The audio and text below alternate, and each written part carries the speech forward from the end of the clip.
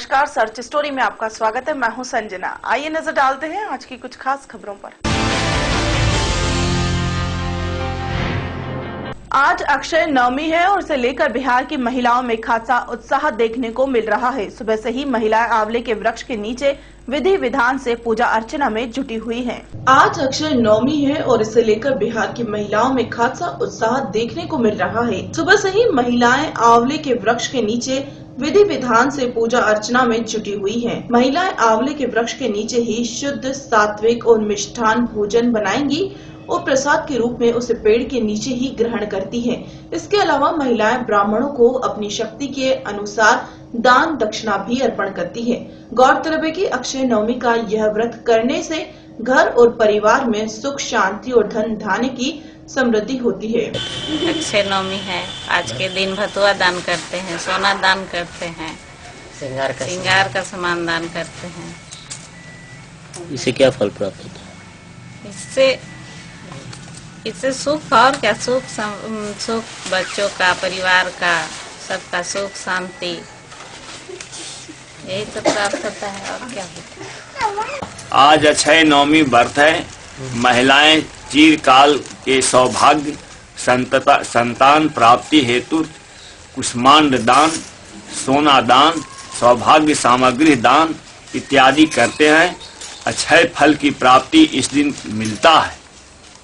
बिहार से सत्यजीत कुमार सिंह की रिपोर्ट। देश में बढ़ती महंगाई का असर अब शिक्षा पर भी पड़ रहा है। जी हां, उत्तर प्रदेश के जनपद महोबा में संचालित राजकीय आश्रम पद्धति विद्यालय में इसी महंगाई के चलते 7 दिनों का अवकाश कर दिया गया है। देश में बढ़ती महंगाई का असर अब शिक्षा पर भी पड़ रहा है। जी हां, उत्तर प्रदेश के जनपद महोबा में संचालित राजकीय आश्रम पद्धति विद्यालय में इसी महंगाई के चलते 7 दिनों का अवकाश कर दिया गया है। विद्यालय में छात्रों के लिए खाने का प्रबंध करने वाला ठेकेदार फरार हो गया। इस बात की जानकारी होने पर समाज कल्याण अधिकारी ने स्कूल को 1 सप्ताह बंद करने के आदेश दे दिए। देश में बढ़ती महंगाई का असर आम आदमी पर तो बोझ बना ही है, अब शिक्षा पर भी महंगाई की सीधी मार पड़ रही है। महोबा के कस्बा चरखारी में समाज कल्याण विभाग द्वारा संचालित राजकीय आश्रम पद्धति विद्यालय में ग्रामीण अंचलों के तकरीबन 260 छात्र शिक्षा ग्रहण कर रहे हैं। इन्हें विद्यालय में सुबह के नाश्ते और 2 वक्त का खाना भी इसी विद्यालय में दिया जाता है, जिसके लिए विभाग ने आलोक नामक ठेकेदार को काम सौंप रखा था। प्रत्येक छात्र के लिए निर्धारित 34 रुपए में सुबह शाम खाना और नाश्ता देना शामिल है, जिसके लिए विभाग द्वारा मेन्यू भी निर्धारित किया गया है। छात्रों की माने तो पिछले 3 महीनों से ठेकेदार उन्हें खाना देने में आनाकानी कर रहा था। यही नहीं, खाने में निर्धारित मेन्यू का भी ध्यान नहीं दिया जाता था। सप्ताह में 2 दिन अरहर की दाल और नाश्ते में दूध भी नहीं दिया गया, जिसकी शिकायत कई बार समाज कल्याण अधिकारी से की गई, लेकिन खाने में कोई सुधार नहीं हुआ। लेकिन आज सुबह नाश्ता देने के बाद से ठेकेदार ही भाग गया। पूरा दिन बच्चे खाने का इंतजार करते रहे, लेकिन न तो प्रिंसिपल ने खाने का प्रबंध किया और न ही समाज कल्याण विभाग ने कोई वैकल्पिक व्यवस्था की। मजबूरन छात्रों ने होटल से खाना मंगाकर खाया। यही नहीं, कुछ छात्रों ने तो हॉस्टल में पड़ी बासी सूखी हुई रोटी खाकर तसल्ली की। मामले की सूचना विद्यालय के प्रधानाचार्य कैलाश कुमार ने समाज कल्याण अधिकारी रचना शर्मा को दी, जिस पर उन्होंने विद्यालय का 1 सप्ताह के लिए अवकाश घोषित कर दिया। विभाग के इस आदेश से छात्रों में मायूसी है, उन्हें अपनी प्रभावित हो रही शिक्षा की चिंता है। वहीं प्रधानाचार्य भी इस बात से चिंतित है कि विद्यालय को 7 दिन के लिए बंद कर दिया गया। उन्होंने बताया कि महंगाई के चलते ही ठेकेदार खाने का प्रबंध नहीं कर पाया और भाग गया। खास बात तो यह है कि इस पूरे मामले में जब हमने समाज कल्याण अधिकारी रचना शर्मा से बात की तो उन्होंने कैमरे के सामने आते ही जवाब देने से मना कर दिया। क्या मामला है पूरा, कब से खाना नहीं मिल रहा आप लोगों को? यहाँ पर खाना में पहले भी काफी बवाल हुए, लेकिन इस समय ठेकेदार भाग गया है और वो कह रहा है कि यहाँ पर हमको पड़ता नहीं पड़ रहा है इतनी कम थाली में। कहाँ से खाना खा रहे हैं आप? अभी यही मेस में खाना खाते थे, अब इस व्यवस्था भाग गया है। कितने दिनों से परेशानी है? अभी परेशानी नहीं रही, लेकिन खाना में प्रॉब्लम रही है, लेकिन वो इस समय बिल्कुल नहीं आए हैं। आप लोगों ने शिकायत नहीं की इसकी खाने की? थी शिकायत। तो क्या हुआ, उसमें कार्रवाई हुई? जी सर, लोगों ने कहा था कि एप्लीकेशन भी दिया था समाज कल्याण अधिकारी को, उन्होंने कुछ बदलाव भी किया था और इस समय वो बिल्कुल नहीं है। लेकिन आज खाना मिला नहीं मिला? आज नाश्ता भर मिला, सुबह का खाना नहीं मिला। कहाँ जा रहे तुम सब लोग? घर जा रहे हैं। पढ़ाई इससे तो पढ़ाई बर्बाद हो रही है जी। पूरे साल जनपद ने कुछ नहीं किया इस मामले में? किया, उन्होंने समाज कल्याण अधिकारी को भी फोन किया और ठेकेदार को भी। ठेकेदार आने को तैयार भी नहीं है, तो सर क्या करेंगे इसमें? बच्चे इसलिए जा रहे हैं क्योंकि खाना नहीं मिल रहा है यहाँ पे। हमेशा से लापरवाही करते रहे ये लोग, शुरू से इन लोगों ने लापरवाही की। किस प्रकार का खाना दिया जाता है यहाँ पर? कच्ची क्वालिटी का या फिर मील का आटा दिया जाता है यहाँ पे? कच्ची रोटी, सब्जी में कोई स्वाद नहीं रहता है, बिल्कुल खराब बनाते हैं। क्या खाने के कारण बीमार भी हो रहे हैं। अब आप लोग अपने घर जाएंगे या यहीं पे रहेंगे? घर जाएंगे, यहाँ पे कुछ व्यवस्था नहीं है तो घर जाएंगे। छुट्टी कर दी गई है या खुद ही घर जा रहे हो? छुट्टी कर दी गई है। दीपावली के अवकाश के उपरांत ठेकेदार द्वारा व्यवस्था की गई और ठेकेदार का कर्मचारी यहाँ पर आज जो भी उसके पास में इसमें उपद्रव उसने बना के खिलाया। आज उसने केवल नाश्ता दिया और भोजन के उसके पास कोई व्यवस्था नहीं है और ठेकेदार का नंबर लगाने पर उसका नंबर स्विच ऑफ जा रहा है, लिहाजा उसकी बात नहीं हो पा रही। हमने समाज के अधिकारी को अवगत करा दिया, उनके मौखिक निर्देशानुसार विद्यालय को बच्चों को छोड़ दिया गया 26 तारीख तक। इसका प्रभाव क्या पड़ेगा पढ़ाई पर, आप बताइए। इससे शिक्षण कार्य बाधित हो रहा है और उसको एक लिखित में समाज के अधिकारी ने आदेश भी दे दिया है कि अगर तत्काल व्यवस्था नहीं करते तो आपका अटेंडेंस लिस्ट कर जाएगी, दूसरी की व्यवस्था की जाएगी। हो चुका तो उसमें आपने कोई कार्रवाई की? जी हाँ, कार्रवाई की। समाज के अधिकारी को लिखित में भी दिया गया, उसके ऊपर कार्रवाई भी हो चुकी है। SDM साहब भी आए थे, तहसीलदार साहब भी आए थे, उसके बिल में कटौती भी हुई। ठेकेदार का नाम क्या है? आलोक। कहाँ की? आलोक इंजीनियर बरुआ। महोबा से इसराइल कुरैशी। फौज में भर्ती होना वर्तमान समय में नौजवानों के लिए किसी चैलेंज से कम नहीं है और मौजूदा समय में देश में नौजवानों की शारीरिक क्षमता में भी गिरावट आ रही है। फौज में भर्ती होना वर्तमान समय में नौजवानों के लिए किसी चैलेंज से कम नहीं है और मौजूदा समय में देश में नौजवानों की शारीरिक क्षमता में भी गिरावट आ रही है, जिसके लिए मॉडर्न लाइफस्टाइल और खान-पान जिम्मेदार है। इन बातों का खुलासा कपूरथला में चल रही फौज की भर्ती रैली में brigadier JS Samuel deputy director general recruiting ने किया। भारतीय फौज के लिए वीर बहादुर और ताकतवर नौजवान तराशने के मकसद से पंजाब के कपूरथला में 14 नवंबर से पंजाब के 4 जिलों कपूरथला, जालंधर, शहीद भगत सिंह नगर और जालंधर के नौजवानों के लिए एक ओपन रैली चल रही है, जिसमें अब तक चारों जिलों में करीब 17,000 नौजवान रैली में पहुंच चुके हैं। पर इस भर्ती रैली में पहुंचने वाले नौजवानों के लिए रहने, खाने और ठहरने के कैसे है इंतजाम और उन पर क्या है नौजवानों की राय, जिससे देशभक्ति का जज्बा और मजबूरी दोनों दिखे।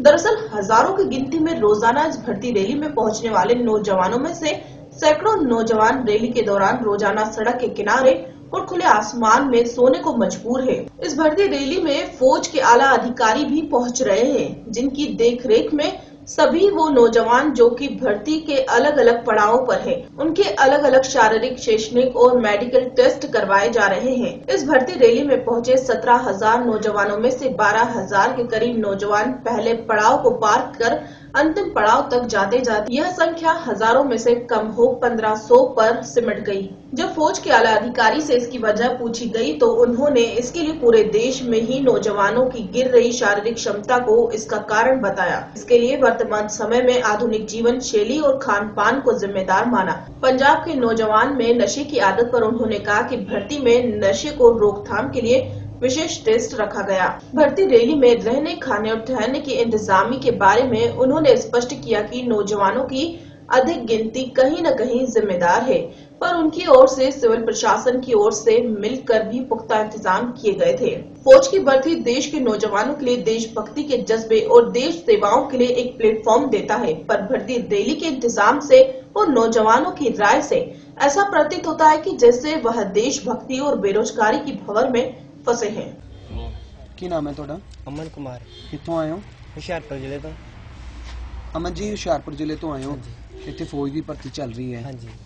ਪ੍ਰਬੰਧ ਕੁੱਲ ਮਿਲਾ ਕੇ ਇਸ ਤਰ੍ਹਾਂ ਦੇ ਜਿਹੜੇ ਆਪ ਵੀ ਦੇਖ ਰਹੇ ਹੋ, ਤੁਸੀਂ ਸੜਕਾਂ ਦੇ ਸੁੱਤੇ ਹੋਏ ਹੋ, ਸੜਕਾਂ ਦੇ ਕਿਨਾਰੇ ਤੇ ਸੁੱਤੇ ਹੋ, ਕੀ ਕਹਿਣਾ ਚਾਹੋਗੇ ਕਿੱਦਾਂ ਦੇ ਪ੍ਰਬੰਧ ਹੋਣੇ ਚਾਹੀਦੇ ਸੀ? ਇੱਥੇ ਪ੍ਰਬੰਧ ਵਧੀਆ ਹੋਣੇ ਚਾਹੀਦੇ ਆ, ਸਾਰਿਆਂ ਨੂੰ ਮਤਲਬ ਵਧੀਆ ਰਿਹਾਇਸ਼ ਮਿਲਣੀ ਚਾਹੀਦੀ ਹੈ, ਖਾਣ ਪੀਣ ਦਾ ਸਭ ਕੁਝ ਵਧੀਆ ਮਿਲਣਾ ਚਾਹੀਦਾ ਹੈ, ਕਿਉਂਕਿ ਹੁਣ ਠੰਡ ਹੋ ਚੁੱਕੀ ਹੈ ਤੇ ਠੰਡ ਵਿੱਚ ਬਾਹਰ ਰਹਿਣਾ, ਸੜਕਾਂ ਤੇ ਸੌਣਾ ਬਹੁਤ ਹੀ ਔਖਾ ਹੈ, ਜਿਸ ਕਰਕੇ ਵੀ ਗੱਡੀਆਂ ਦਾ ਵੀ ਜ਼ਿਆਦਾ ਡਰ ਰਹਿੰਦਾ ਹੈ ਤੇ ਜਾਨਵਰਾਂ ਦਾ ਵੀ ਡਰ ਰਹਿੰਦਾ ਹੈ, ਇਸ ਕਰਕੇ ਬਹੁਤ ਹੀ ਔਖਾ ਹੈ। ਤੁਸੀਂ ਕਿੰਨੇ ਕ ਹੁਸ਼ਿਆਰਪੁਰ ਦੇ ਕਿੰਨੇ ਕ ਲੋਕ ਆਏ ਹੋਏ ਹੋ, ਕਿੰਨੇ ਹਜ਼ਾਰ ਜਾਂ ਕਿੰਨੇ ਸੈਂਕੜਿਆਂ ਚ ਲੋਕ ਆਏ? ਉਸ ਵਿੱਚ ਤਕਰੀਬਨ 5-6 ਹਜ਼ਾਰ ਤਾਂ ਮੁੰਡਾ ਆਇਆ ਹੀ ਹੋਣਾ ਜੀ। ਹਾਂਜੀ, ਇਹ ਜਿਹੜੀ ਬੇਰੋਜ਼ਗਾਰੀ ਹੈ ਫੌਜ ਦੇ ਉੱਪਰ ਮਜਬੂਰੀ ਨਹੀਂ ਬਣ ਰਹੀ? ਕਿਤੇ ਫੌਜ ਨੂੰ ਵੀ ਸੋਚਣਾ ਚਾਹੀਦਾ ਹੈ, ਪ੍ਰਸ਼ਾਸਨ ਨੂੰ ਸੋਚਣਾ ਚਾਹੀਦਾ ਸੀ ਤੁਹਾਡੇ ਬਾਰੇ? ਹਾਂਜੀ ਜ਼ਰੂਰ ਸੋਚਣਾ ਚਾਹੀਦਾ ਹੈ ਜੀ ਇਸ ਦੇ ਬਾਰੇ। ਕੀ ਹੋਣਾ ਕੀ ਚਾਹੀਦਾ ਸੀ? ਇਸ ਵਿੱਚ ਵਧੀਆ ਇੰਤਜ਼ਾਮ ਹੋਣੇ ਚਾਹੀਦੇ ਆ, ਰਹਿਣ ਸਹਿਣ ਦਾ ਤਾਂ ਸਭ ਤੋਂ ਵਧੀਆ ਹੋਣਾ ਚਾਹੀਦਾ, ਜਿਸ ਕਰਕੇ ਵੀ ਸਵੇਰੇ ਤਾਂ ਦੌੜ ਹੋਣੀ ਹੈ, ਕਿਉਂਕਿ ਸਵੇਰੇ 5 ਵਜੇ ਤਾਂ ਐਂਟਰੀ ਕਰਨੀ ਹੈ ਇਹਨਾਂ ਨੇ, ਤੇ ਉਸ ਤੱਕ ਸਵੇਰ ਤੋਂ ਕਿਉਂਕਿ ਇੰਨੀ ਦੂਰੋਂ ਆਏ, ਕਿਉਂਕਿ ਲੋਕਲ ਹੁੰਦੇ ਆ ਫਿਰ ਵੀ ਸਰ ਜਾਂਦਾ, ਪਰ ਇੰਨੀ ਦੂਰੋਂ ਆਏ ਤਾਂ ਥੋੜਾ ਜਿਹਾ ਰਹਿਣ ਸਹਿਣ ਦਾ ਥੋੜਾ ਔਖਾ ਹੁੰਦਾ ਆ, ਜਿਸ ਕਰਕੇ ਇਹਨਾਂ ਨੂੰ ਇੱਥੇ ਇੰਤਜ਼ਾਮ ਕਰਨਾ ਚਾਹੀਦਾ ਸੀ ਰਹਿਣ ਸਹਿਣ ਦਾ, ਤੇ ਰੋਟੀ ਪਾਣੀ ਦਾ ਵੀ ਇੰਤਜ਼ਾਮ ਕਰਨਾ ਚਾਹੀਦਾ ਸੀ, ਤੇ ਕੱਲ ਨੂੰ ਜੋ ਵੀ ਸਵੇਰੇ जो भी हालात हों तब बढ़िया हों, जिस करके बढ़िया भर्ती देख सकिए। ਤੁਹਾਡਾ ਕੀ ਨਾਮ है? सर ये आज रैली हुई है कपूरथला में, क्या ब्रीफ रहा है? कितने लोगों ने अप्लाई किया, कितने पार्टिसिपेट हुए, कितने इन प्रोसेस हैं जो सिलेक्ट हो जाएंगे?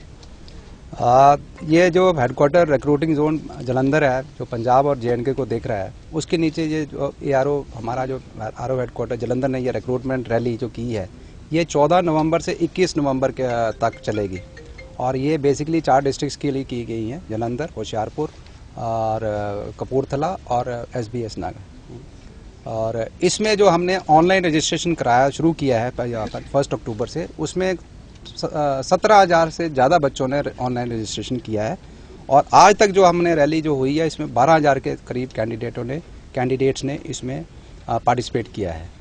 और जो कि जो पास जो कैंडिडेट्स हो रहे हैं, generally the trend remain the same, उसमें कोई बदलाव नहीं है, generally 15-20% people clear the run, तो उस हिसाब से वो चल रहा है, ठीक चल रहा है। और इसके अलावा अभी बाकी दिन भी बचे हैं, तो हमारा उम्मीद है कि उस हिसाब से जो हमारा ओवरऑल एवरेज चलता है एक रिक्रूटमेंट रैली के दौरान, उस हिसाब से कैंडिडेट हमारे को मिलेंगे, जो कि इसके बाद जो होगा कॉमन एंट्रेंस एग्ज़ाम, जो कि 29 अक्टूबर को शेड्यूल किया गया है, और उसके लिए ये कैंडिडेट्स अवेलेबल हो जाएंगे। और जो कैंडिडेट मेडिकली अनफिट हो जाते हैं या टेम्परेरी या परमानेंट अनफिट हो जाते हैं, उनको हमारे मिलिट्री हॉस्पिटल में भेजा जाता है, और वहाँ जो कैंडिडेट फिट होते हैं उनको फिर परमिट किया जाता है कॉमन एंट्रेंस एग्जामिनेशन में। अगर वो इस बार इससे पहले नहीं हो सकते, तो जो नेक्स्ट कॉमन एंट्रेंस एग्ज़ाम होगा, जो कैंडिडेट वहाँ से रिजेक्टेड कैंडिडेट्स हैं जो फिट हो गए आएंगे, उनको उस समय मौका दिया जाएगा।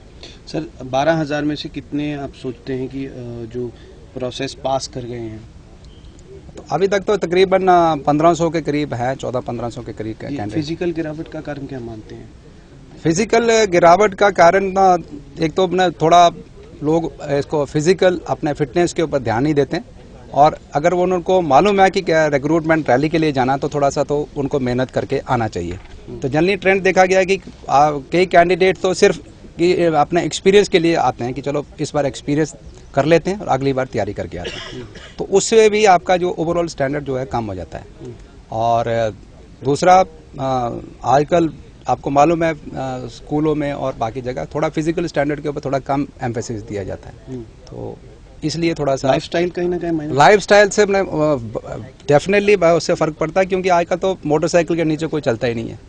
आजकल जो लोग पहले गांव से गांव पैदल चलते थे, दौड़ते थे, गांव में गेम होती थी, वो ट्रेंड थोड़ा कम हो गया है, तो इसकी वजह से थोड़ा सा है। बट पंजाब स्टेट गवर्नमेंट ने डिस्ट्रिक्ट लेवल पे अपने कुछ सेंटर शुरू किए हैं सी फाइट के नीचे, जो कि पूरे सिलेक्टेड कैंडिडेट्स को उनको वो ट्रेन करते हैं फिजिकल फिटनेस में और पढ़ाई में, ताकि वो उनके कैंडिडेट्स अच्छा कर सके रिक्रूटमेंट रैलीज। पंजाब नशों के लिए बहुत हाहाकार मचा रहा है, आर्मी की रिक्रूटमेंट में क्या प्रोसेस अपनाया गया, कोई डिटेक्टेड हुआ या नहीं हुआ?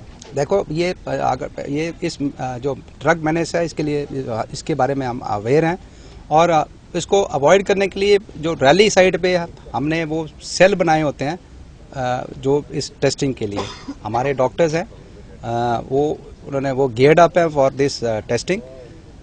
और ये सबका नहीं किया जाता है, क्योंकि इतना इंफ्रास्ट्रक्चर नहीं है हमारे पास अभी यहाँ पे इस्टेब्लिश्ड, पर हम रैंडमली जो इस पे हमारे को शक होता है उसको हम उस टेस्ट करवाते हैं उसका।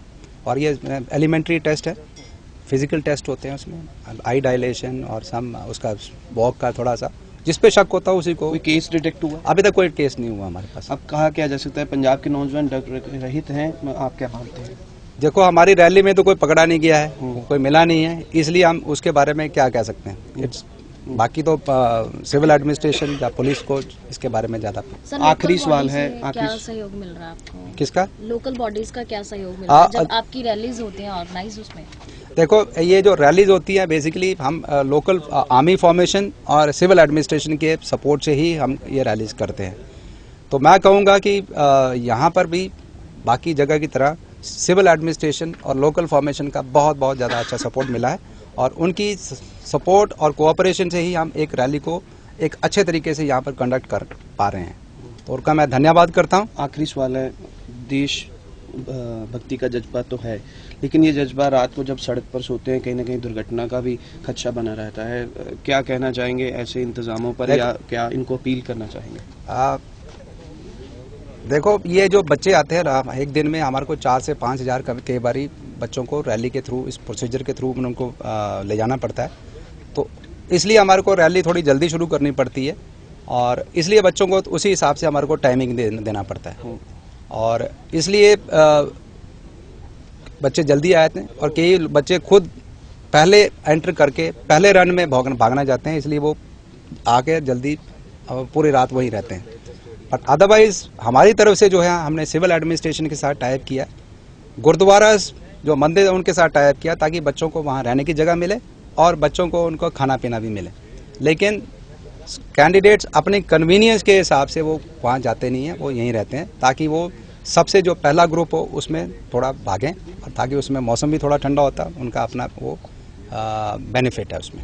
ठीक, थैंक यू सर। और अंत में मैं आप सब लोगों का धन्यवाद करता हूँ और एक बात मैं कहूँगा जो आप जरूर पहुँचाइए कि जो इसमें जो डाउट्स होते हैं वो हमारे बच्चों को बहुत एक्सप्लॉइट करते हैं, तो उसके बारे में बच्चों को और माँ बाप को बहुत जागरूक रहना चाहिए।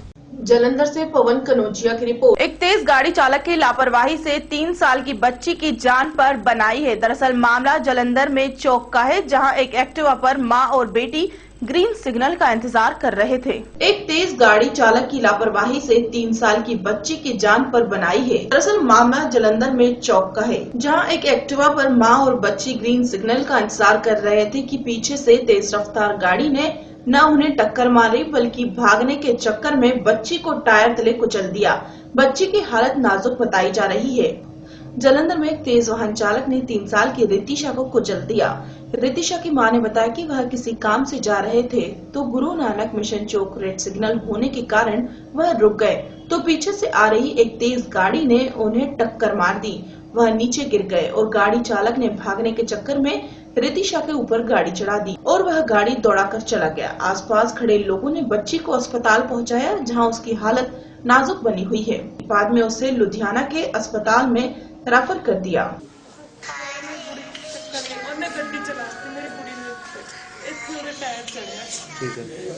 फिर रुकिया भी नहीं, भज गया।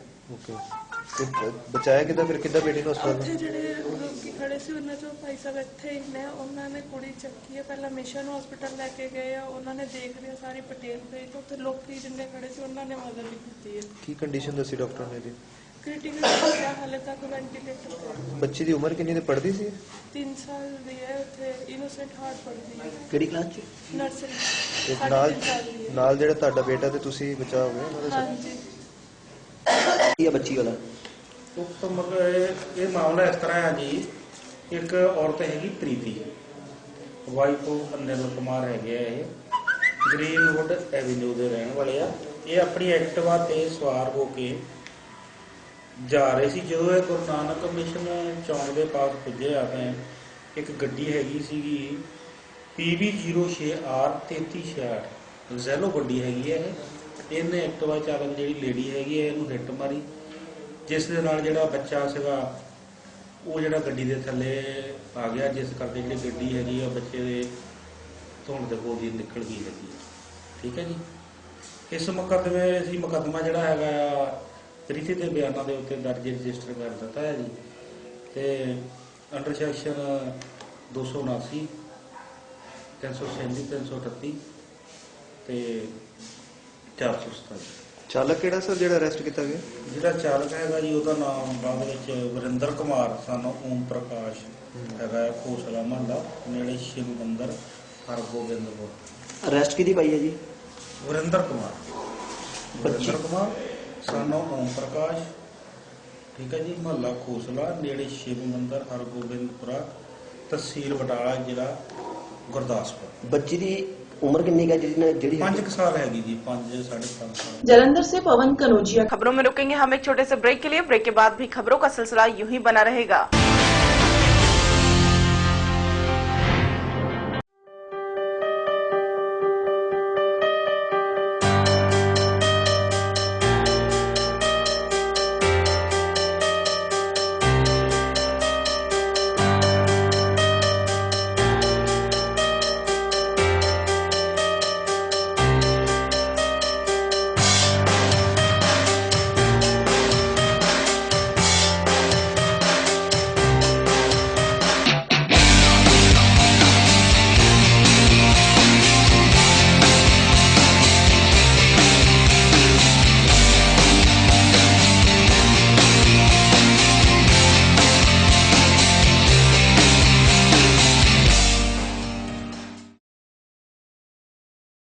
दिसंबर को पूरा भोपाल दौड़ेगा। क्या आप दौड़ेंगे? तो रजिस्ट्रेशन के लिए जल्द लॉगिन कीजिए www.bhopalrunner.in पर।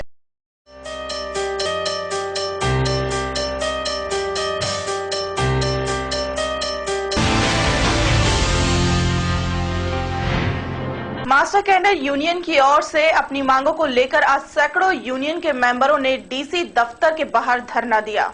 मास्टर कैडर यूनियन की ओर से कंपनी की मांगों को लेकर आज सैकड़ों यूनियन के मेंबरों ने डीसी दफ्तर के बाहर धरना लगाया और पंजाब सरकार के खिलाफ जमकर नारेबाजी की और पंजाब सरकार मुर्दाबाद से आकाश गूंज उठा। उन्होंने मांग की है कि अगर सरकार ने उनकी मांगों को नहीं माना तो संघर्ष और तेज किया जाएगा। इस मौके पर जिले के अध्यापकों ने भाग लिया। मीडिया को जानकारी देते हुए Jasbir Singh Punjab master cadet union ने बताया कि पंजाब में सरकार बिल्कुल फेल हो चुकी है। इस समय हर वर्ग, चाहे वह मजदूर हो या व्यापारी हो या वो कर्मचारी हो, सब लोग सरकार से परेशान है। आज हम जो धरना लगा रहे हैं इसमें सरकार ने हमसे बहुत बड़ा धोखा किया है। 2012 में जब सरकार सत्ता में आई थी, हमारे साथ 5000 रुपया तनख्वाह रखकर हमें रखा गया था, परंतु सरकार ने हमसे धोखा किया है और नोटिफिकेशन देकर A ग्रेड से भी B ग्रेड में रख दिया और हमें समय पर तनख्वाह भी नहीं मिलती। सारे पंजाब में यह रोष प्रदर्शन चल रहा है और अगर सरकार ने हमारी मांगे नहीं मानी तो यह संघर्ष और भी तेज किया जाएगा। इस समय पंजाब में करीब 55,000 मास्टर कैडर के अध्यापक है जो धरने और प्रदर्शन तेज करने के लिए मजबूर हो जाएंगे। जिस तरह की तुहानू पता है भी पंजाब दे विच इस वेले सरकार हर तरह पूरी तरह फेल हो चुकी है। हर वर्ग भावें वो किसान आ, मजदूर आ, व्यापारी आ, भावें वो कर्मचारी आ, वो सरकार तो पूरी तरह दुखी आ। अज असीं जिहड़ा धरना लाया मास्टर कैडर यूनियन वालों, इहदे विच सरकार ने साडे नाल एक बहुत वड्डा धोखा कीता, एक बहुत वड्डा साडे नाल उन्हां ने धरोक माया वा। 2012 दे विच जदों सरकार सत्ता दे विच वोटां तो पहिलां साडे नाल वादा करके 5000 ग्रेड पे देके मास्टर कैडर नूं A ग्रुप दे विच रखिया गया सी, परंतु सत्ता दे विच आउण तो बाद ये सरकार ने साडे नाल धोखा करके सानू मुड़ तो एक नोटिफिकेशन जारी करके सानू A तो C ग्रुप दे विच रखिया गया हैगा। सो इस विरोध दे विच इस जिहड़ा धक्का साडे नाल कीता उहदा रोह साडे अध्यापकां दे दलां विच तुसीं वेख ही रहे हो। बहुत भारी इकट्ठ है सारे पंजाब दे विच अज जिला पੱਧਰ ते ਇਹ धरने दित्ते जा रहे आ और आउण वाले समय दे विच ਇਹ धरने होर भी ਵੱਡੇ ਪੱਧਰ ਤੇ ਜ਼ਿਲ੍ਹਾ ਪੱਧਰ ਤੋਂ ਲੈ ਕੇ ਇਹ स्टेट लैवल तक जाएंगे। जेकर पंजाब सरकार ने सहरता नाल साडी गल वल ध्यान ना दिता, साडी गल नूं ना सुनिया, इस मास्टर कैडर जिहड़ा कि 55,000 की गिणती आ मास्टर कैडर की पंजाब दे विच, इस कैडर दा जिहड़े जे नाल इंसाफ ना कीता, इहनूं मुड़ तो A ग्रुप विच शामिल ना कीता तां इह जिहड़ा हैगा वा संघर्ष होर भी प्रचंड होगा। सानूं सड़कां ते उतरन वास्ते मजबूर होना पऊगा, जिहड़ा कि सरकार वास्ते जिहड़ा हैगा एक खतरे की घंटी होगा। मोगा से विपिन ओकारा की रिपोर्ट। मोगा में आज एससी कमीशन के मेंबर कर्णवीर सिंह इंडोरा ने नगर निगम दफ्तर में अनुसूचित जाति के लोगों की समस्याएं सुनी और कुछ के तो हल मौके पर ही कर दिए। मोगा में एसपी कमीशन के मेंबर कर्णवीर सिंह इंडोरा ने नगर निगम दफ्तर में अनुसूचित जाति के लोगों की समस्याएं सुनी और कुछ के हल तो मौके पर ही कर दिए और कई समस्याओं को उन्हें मोगा एसडीसी जतेंद्र सिंह को जल्दी हल करने के निर्देश दिए और उन्होंने अनुसूचित जाति की समस्याओं को सरकार से जल्दी हल करवाने के लिए भरोसा भी दिया। इस मौके पर उनके साथ मोगा के नगर काउंसिल अक्षित जैन को भी हिदायत दी कि जो उनके पास कोई समस्या आती है तो वह उनका जल्दी से हल कर रिपोर्ट दें। इस मौके पर कर्णवीर इंडोरा ने बताया कि आज उनके पास अनुसूचित जाति से ज्यादा समस्या अनुसूचित जनजाति के लोगों के नीले कार्ड के बारे में आई और जिन लोगों ने नीले कार्ड नहीं बनवाए हैं वह जल्दी बनवाने के लिए एडीसी जतेंद्र सिंह को बताया। वहीं कुछ शिकायतें पुलिस के खिलाफ भी आई जिनको हल करने के लिए एसएसपी को भी कहा। इस मौके पर एससी वर्ग में पढ़ने वाले बच्चों के फीस के बारे में भी कुछ शिकायतें आई जिसको सरकार के आगे रखा जाएगा और सबका हल निकाला जाएगा। नगर काउंसिल के सिविल मुलाजमों को पक्का करने के लिए कहा तो उन्होंने कहा कि सरकार की पॉलिसी के मुताबिक काम किया जाएगा।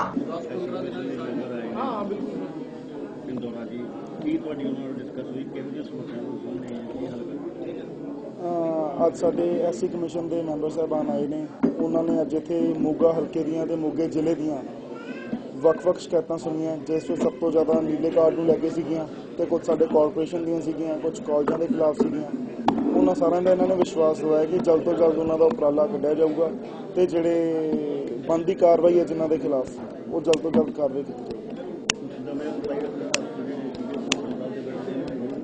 ਉਸ ਦਾ ਦੇਖੋ ਜਿਹੜਾ ਵਿਸ਼ਾ ਉਹ ਬਹੁਤ ਪੁਰਾਣਾ ਤੇ ਉਸ ਤੇ ਅਸੀਂ ਸਾਰੇ ਕਾਰਵਾਈ ਕਰ ਰਹੇ ਹਾਂ। ਪਹਿਲਾਂ ਵੀ ਕਾਰਵਾਈ ਕਰਦੇ ਰਹੇ ਹਾਂ। ਜਿਹੜੀ ਪਿਛਲੀ ਭੁੱਖ ਹੜਤਾਲ ਦੀ ਗੱਲ ਚੱਲੀ ਸੀ ਤਦੋਂ ਸਾਡੇ ਮੋਗਾ ਵਿੱਚ ਕਮਿਸ਼ਨਰ ਸਾਹਿਬ ਹੈ ਨਹੀਂ ਸੀਗੇ ਜਿਸ ਕਾਰਨ ਉਸ 'ਚ ਥੋੜਾ ਬਹੁਤਾ ਲੇਟ ਹੋ ਗਿਆ ਸੀਗਾ। ਸਾਡੇ ਹਾਊਸ ਵੱਲੋਂ ਮਤਾ ਉੱਤੇ ਭੇਜਿਆ ਗਿਆ ਤੇ ਉਸ ਦੀ ਜਾਣਕਾਰੀ ਜਦ ਜਲਦ ਤੋਂ ਜਲਦ ਆਉਂਦੀ ਹੈ ਐਸ ਪਰ ਰੂਲ ਅਸੀਂ ਜਲਦ ਤੋਂ ਜਲਦ ਸਾਰੀ ਕਾਰਵਾਈ ਸ਼ੁਰੂ ਕਰਾਵਾਂਗੇ। ਸਾਡੇ ਬਹੁਤ ਹੀ ਸਤਿਕਾਰਯੋਗ ਮਿਊਨਿਸਪਲ ਕਾਰਪੋਰੇਸ਼ਨ ਦੇ कमिश्नर साहब, साढ़े बहुत ही सत्कारयोग एडीसी साहब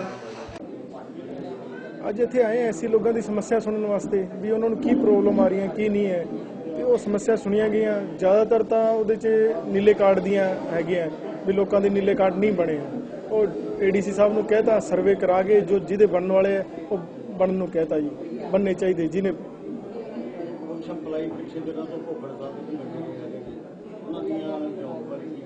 इस इन्हों का एप्लीकेशन लैके सरकार के ध्यान में लिया जाऊगा जी जो भी है।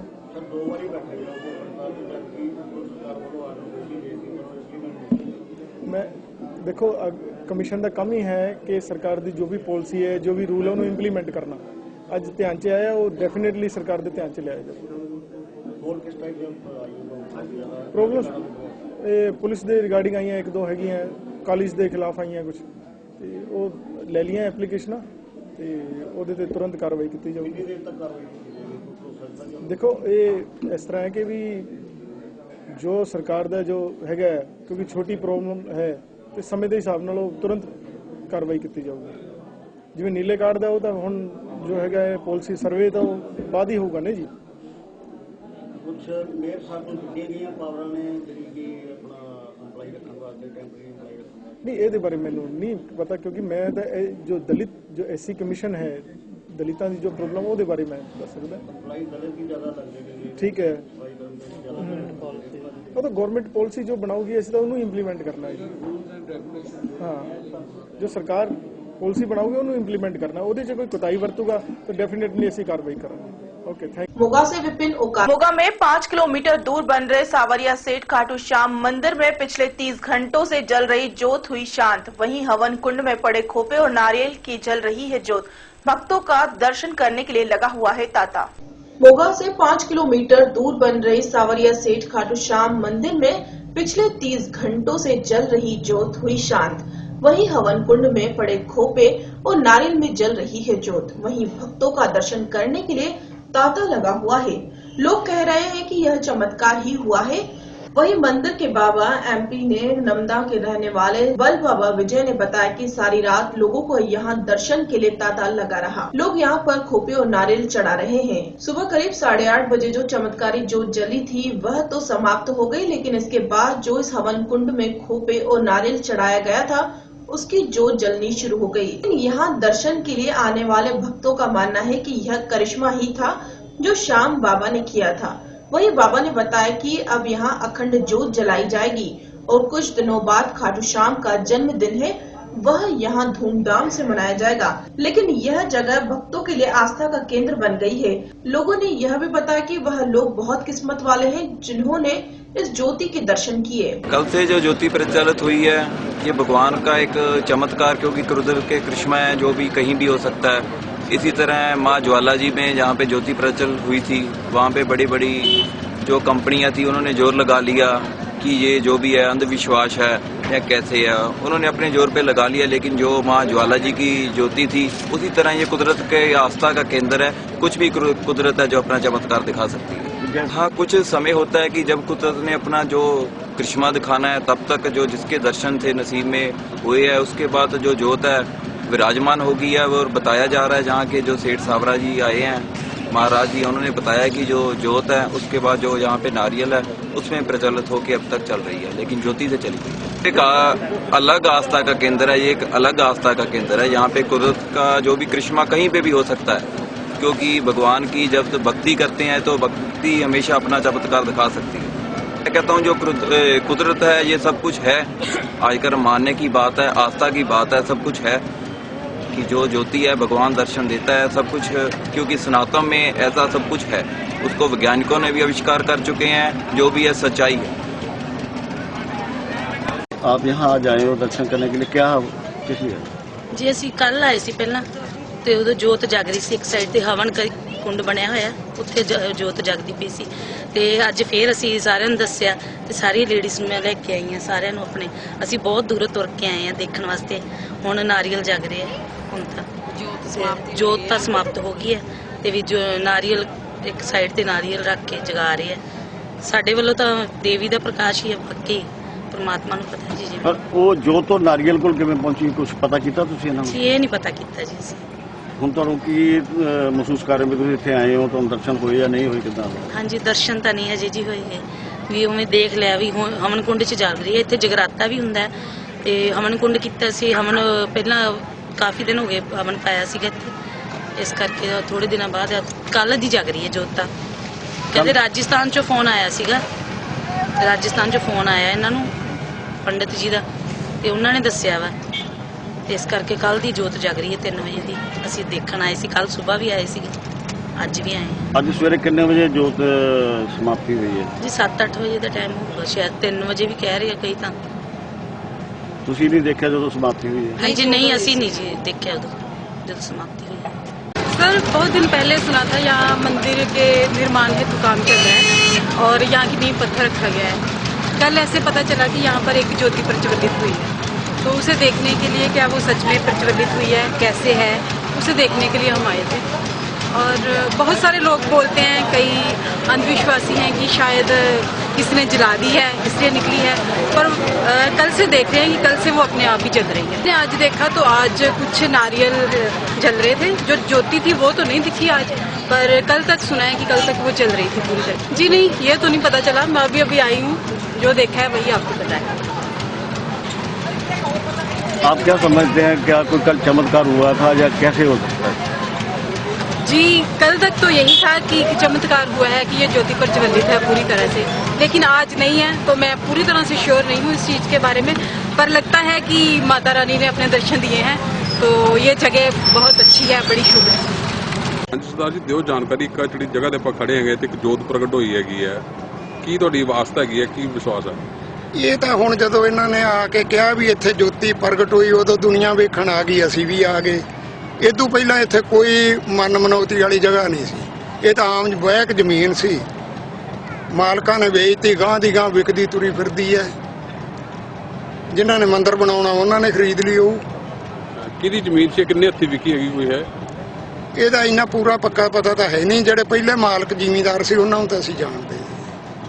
ਜਿਹੜੀ ਹੁਣ ਜੋਤ ਇੱਥੇ ਪ੍ਰਗਟ ਹੋਈ ਸੀਗੀ ਹੁਣ ਅਲੋਪ ਹੋ ਗਈ ਹੈ ਅੱਜ, ਕੀ ਇਹ ਸੱਚਾਈ ਦੀ ਕਿੰਨੀ ਹੋ ਸਕਦੀ ਹੈ? ਕੀ ਕਹਿ ਸਕਦੇ ਆ, ਕੁਦਰਤ ਦੀ ਖੇਡ ਨੂੰ ਆਪਾਂ।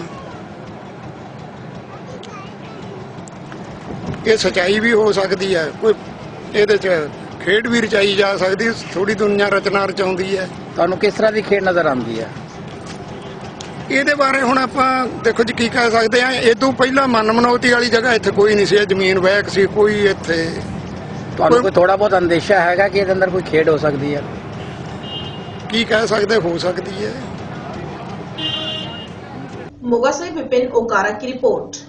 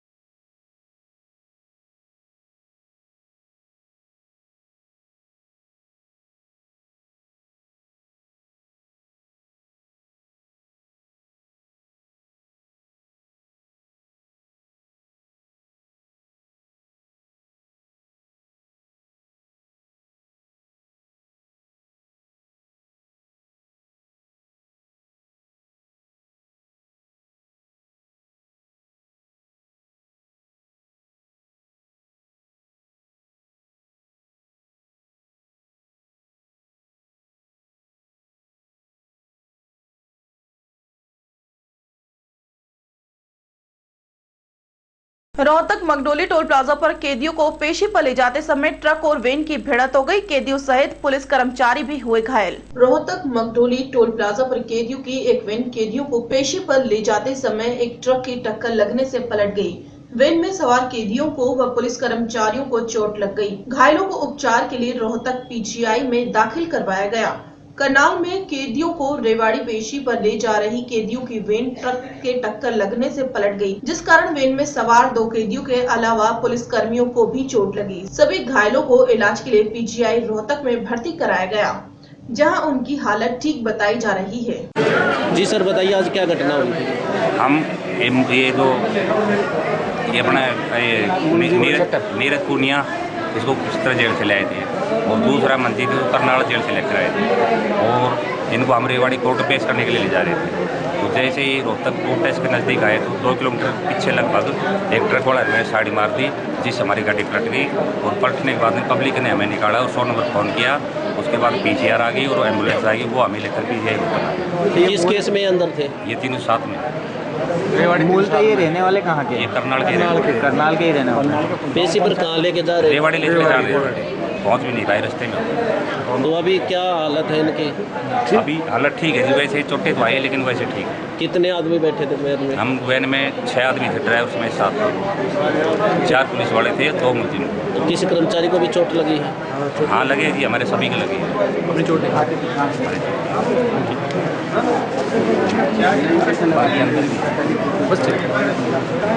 Thank you.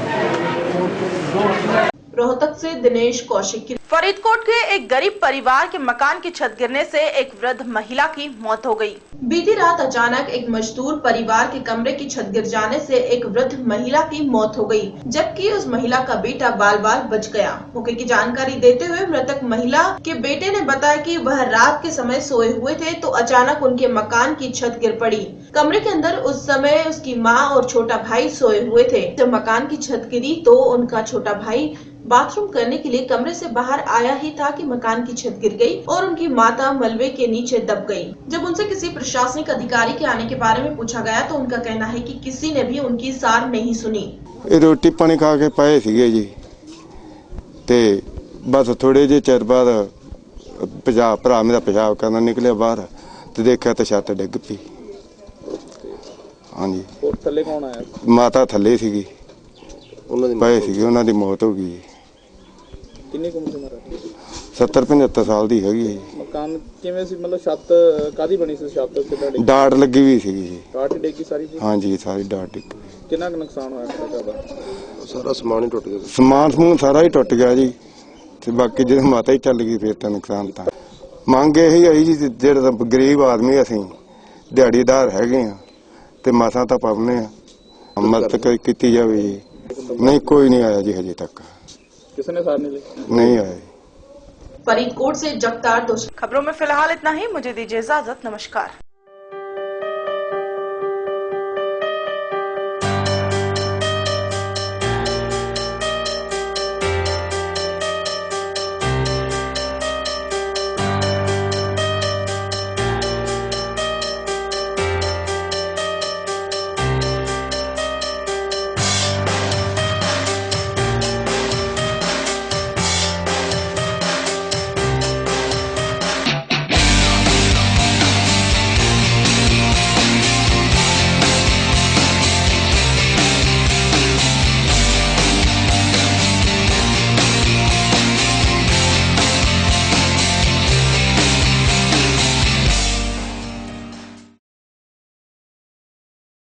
दिसंबर को पूरा भोपाल दौड़ेगा। क्या आप दौड़ेंगे?